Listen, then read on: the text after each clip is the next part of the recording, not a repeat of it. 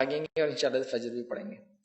جی السلام علیکم. میرا سوال یہ ہے کہ جو اپنی نماز فرض قضا ہو جاتی ہے، بعد میں جیسے اپنے کو یاد آتی کہ اپنی فرض نماز قضا ہو گئی، تو پھر کچھ لوگ بولتے ہیں کہ جیسا قضا عمری پڑھ لیے تو وہ لیول ہو جاتی ہے، جیسے فجر کی چھوٹی تو 5 نماز ایک ساتھ پڑھ لینا اپنے تو لیول ہو جاتے، تو کیا یہ صحیح ہے؟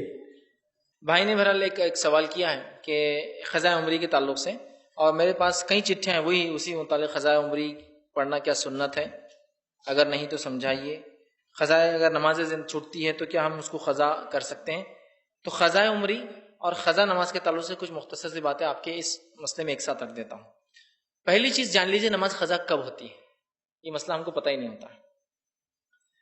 وہ نماز جس نماز کو آپ بھول جائے، یاد نہ رہے، بے ہوشی طاری ہو جائے، غفلت ہو جائے. غفلت مطلب سفر میں ایسا ہو گیا کہ صرف کھڑے تھے، نہ ہٹنے کی جگہ نہ بیٹھنے کی جگہ نہ کچھ، غفلت ہو جائے، اسے وقت چلا گیا، سو جائے آپ جس کی وجہ سے یاد نہ رہا، یہ تمام نمازوں کی قضا ہو سکتی ہے.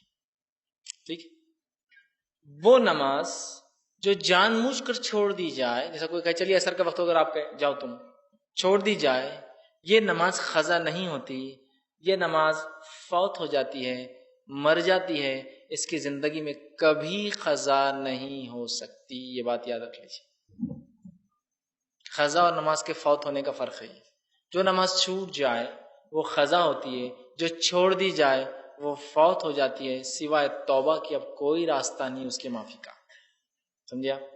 تو اب کسی انسان کی نماز قضا ہوئی، یاد رکھیے، فوت نہیں ہے، فوت ہو گئی تو گیا وہ تو معاملہ، قضا ہوئی. تو کیا قضاء عمری کوئی نماز ہے؟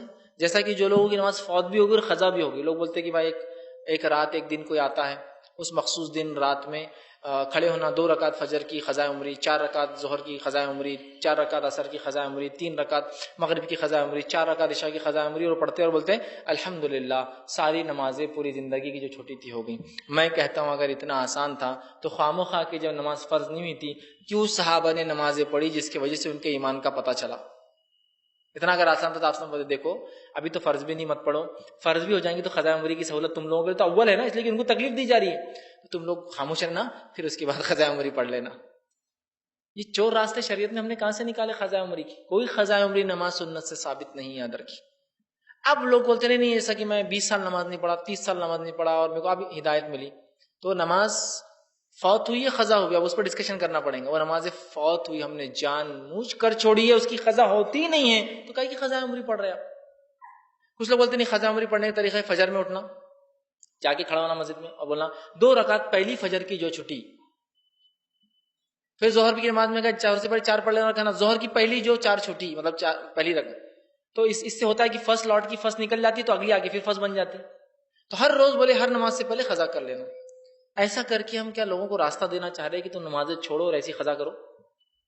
یہ مسئلہ بتانا پڑے گا کہ نماز فوت ہو گئی، جس نے اگر چھوڑی جان بوجھ کے، جس کی چھوٹ گئی اس کی قضا ہوتی ہے، تو ظاہر سی بات ہے قضا کی آپ کر سکتے ہیں. لیکن قضاء عمری جیسی کوئی نماز پڑھنا سنت سے ثابت نہیں ہے. اس لیے کہ اگر آپ نے 20 سال 30 سال مسلمان ہونے کے باوجود بھی، پتہ ہونے کے باوجود بھی نماز نہیں پڑھی تو اللہ سے سخت توبہ کرے، اللہ یہ فریضہ چھوٹا ہے تو ہمیں معاف کر. اور انشاءاللہ عزیز ہمارا رب جو بڑے بڑے گناہوں کو معاف کرتا ہے، تو انشاءاللہ عزیز امید ہے وہ اس گناہوں کو بھی ضرور ہم سے معاف کریں گا. اور اس کے بعد جب آپ سے کوئی چیز چھوٹ جاتی ہے، غفلت سے، مشکل سے، بے ہوشی سے، انجانے میں، علم نہ ہونے کی وجہ سے، نیند کی وجہ سے، اس کی اٹھ کے آپ قضا کریں. اب وہ قضا کا طریقہ کیا وہ بھی بتا دو. جب کوئی نماز آپ کی چھوٹتی ہے اور جو ہی آپ کو ہوش آئے یا نیند کھلے اور پتہ چلے تبھی اس کو پڑھنا ہے. مثال آپ فجر میں الارم لگا کے سوئے، نیند کھلی تو کیا ہو گیا؟ سورج نکل گیا تھا، 7 بج گئے تھے سمجھ لیجیے. تو ہمارے لوگ کیا کرتے ہیں بہت سارے، آپ جان دو اب آپ ظہر میں وضو کریں گے، ڈبل وضو کر کے کیا فائدہ، تو پھر ظہر سے پہلے جاتے ہیں مسجد میں، وضو کر کے 2 رکعت پہلے پڑھتے فجر کی اور ظہر کی. یاد رکھیے جو نماز جب چھوٹ جاتی ہے، جب آپ نے حدیث میں فرمایا جب کوئی انسان کو نیند لگ جائے، آنکھ لگ جائے، جب وہ اٹھے تب اس کے لیے فجر کا وقت ہے. لیکن یہ سستی کاہلی والے اور روز چھوڑنے والوں کے لیے نہیں حدیث. یہ غفلت سے ہو گیا، میں نے الارم لگایا، میں نے سب کچھ کیا، میں نے گھر والوں سے کہا، سب ہونے کے باوجود بھی انسان ہے، ہوگی غفلت، مہینے میں 1-2 بار ہو سکتی ہے غفلت ہو جائے مجھ سے.